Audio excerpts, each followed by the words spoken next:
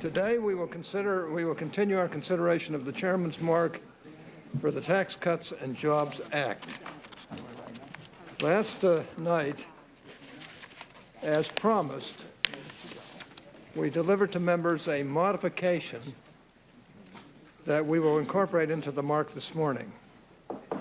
After that, we will walk through the modification and members will get an opportunity to discuss and ask questions about the modification. Once that process is complete, the mark as modified will be open for amendment.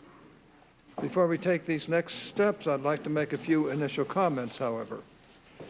I want to thank my fellow committee members.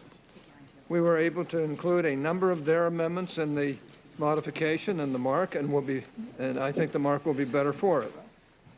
From the outset of this process, producing this legislation has been a group effort, as I have been joined and more than ably assisted by the majority members of the committee. I want to thank them and their staffs for the hours, days, and weeks of hard work that have gone into this process. By producing this modification, we've taken another big step forward for tax reform. So once again, thank all of you for your hard work. Now let's talk about some of the highlights in the modification.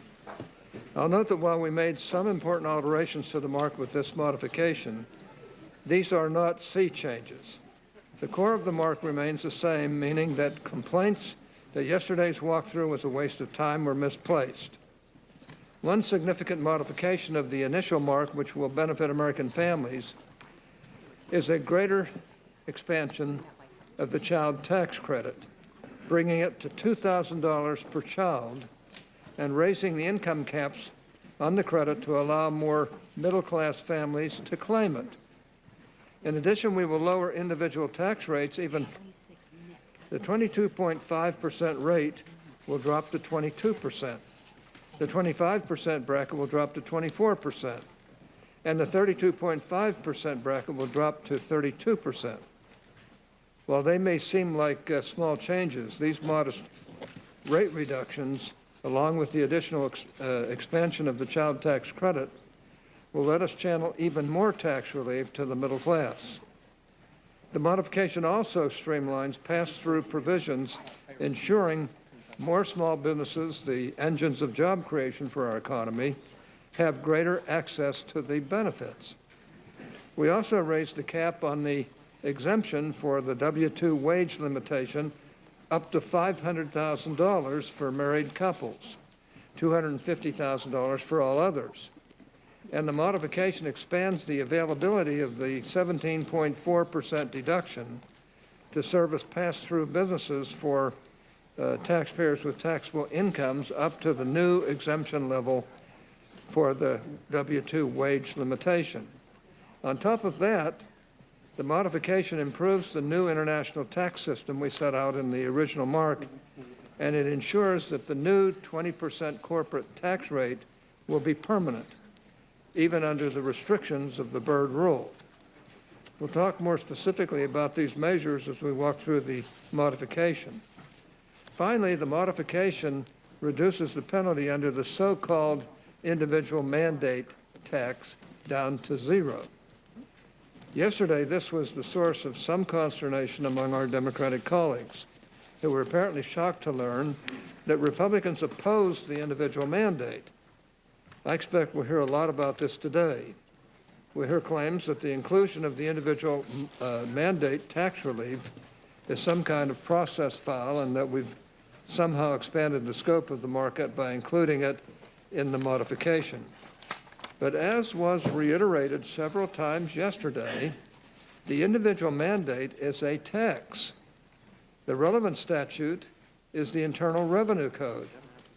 The mandate is enforced by the Internal Revenue Service. We're all familiar with the old saying, if it looks like a duck, swims like a duck, and quacks like a duck, it's probably a duck. I think we can all agree that the individual mandate is a tax. After all, the Supreme Court would have nullified the mandate had they not reached that very conclusion. So the mandate really only exists today because it is a tax. In other words, we haven't expanded anything by including individual mandate relief in the modification. And by no objective or reasonable estimation, does the inclusion of mandate relief require the inclusion of every federal health program under the committee's jurisdiction, as some of my friends argued yesterday? Nor does it necessitate the presence of a Congressional Budget Office representative at the table, another demand we've heard in the last 18 hours. These demands are absurd. The inclusion of a tax in a tax markup is not a sufficient justification for dramatically altering the way this committee operates. We will stick to the tax code for this markup. That means the Joint Committee on Taxation will assist with the scorekeeping and will be at the table. And if that means, it means that if my colleagues want to raise health care matters from the Internal Revenue Code, their amendments will be germane. Any amendments that go beyond the tax code will not be germane.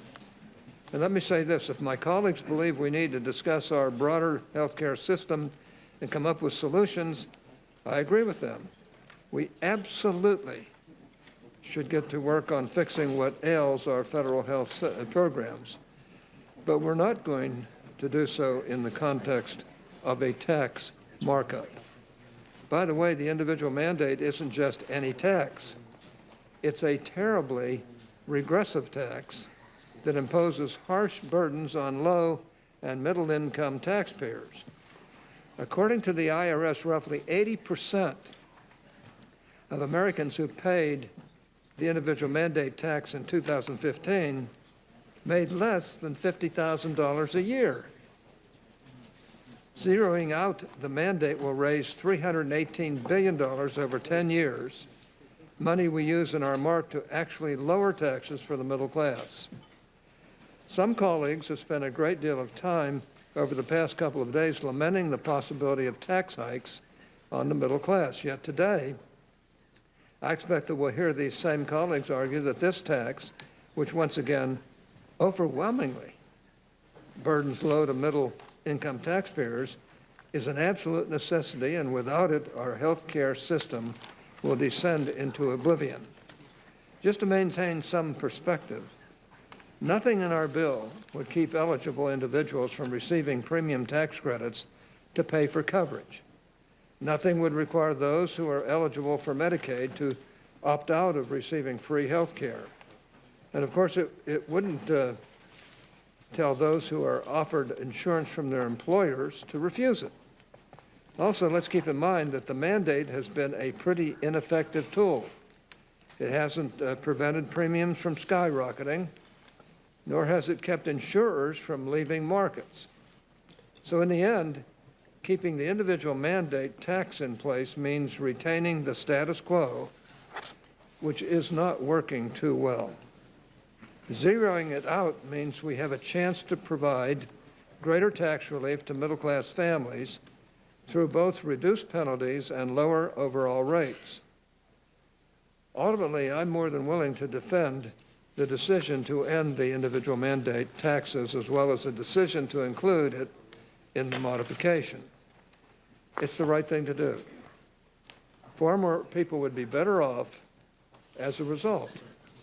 I think the original chairman's mark provided an exceptional path forward on tax reform, both in terms of middle-class tax relief and economic growth. But today, I have to say that the modification is a significant improvement. It addresses problems noted by members on both sides, and it will give Americans bigger paychecks, more opportunities, and a more prosperous economy, at least in my view. I look forward to another lively discussion here today. Of course, it'll be lively, but before I turn to Senator Wyden for his opening remarks, I want to make clear that I plan to keep things orderly today. I will make sure that members are recognized so we all get a chance to speak and ask questions. But I will not abide the disorder and hostility we witnessed yesterday afternoon, I should mention.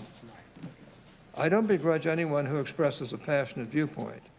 I just ask that members of the committee be respectful of one another.